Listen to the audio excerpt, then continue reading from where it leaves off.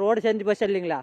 இப்போ பால் மின்சாரம் எல்லாமே கஷ்டம் தாங்க. இப்போ ஸ்கூல் பிள்ளைங்க போகிறது கஷ்டம். எல்லாமே கரண்ட்டே இல்லை, ஒரு 2-3 நாளாக இல்லை. எல்லாம் இருட்டு தான் கிடக்குறோம். உங்களுக்கு என்ன தேவை, என்ன செஞ்சு கொடுக்கணும் அரசாங்கம்? எங்களுக்கு ரோடு அரசாங்கம் நான் செஞ்சு தரணும். ரோடு மெயின் கரண்ட்டு செஞ்சு தரணும். மேல என்னென்ன இருக்கு? அங்க மேலே எல்லா வசதியும் இருக்குங்க. இருக்கு. இப்போ அங்க கீழே ஏதாவது எமர்ஜென்சிக்குன்னா என்ன மாதிரி? பஸ்ஸில் தான் வரணும்.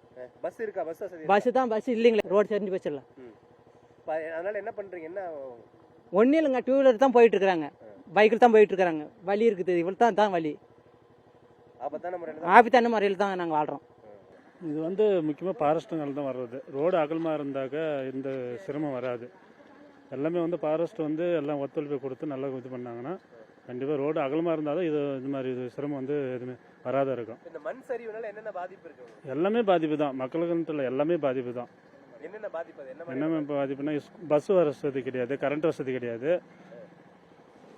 அது இல்லாத போக்குவரத்துக்குன்னா நாங்கள் மறுபடியும் 2 வீலரில் நாங்கள் ஒரு ஆள் வண்டி வச்சுருக்கிறோம், ஒரு ஆள் தான் போக முடியும். அதேமாதிரி ஊர்காரெல்லாம் இருக்கிறாங்க, இங்கே 48 வில்லேஜ் இருக்குது, எல்லாருமே 2 வீலர்லேயே போக முடியாது.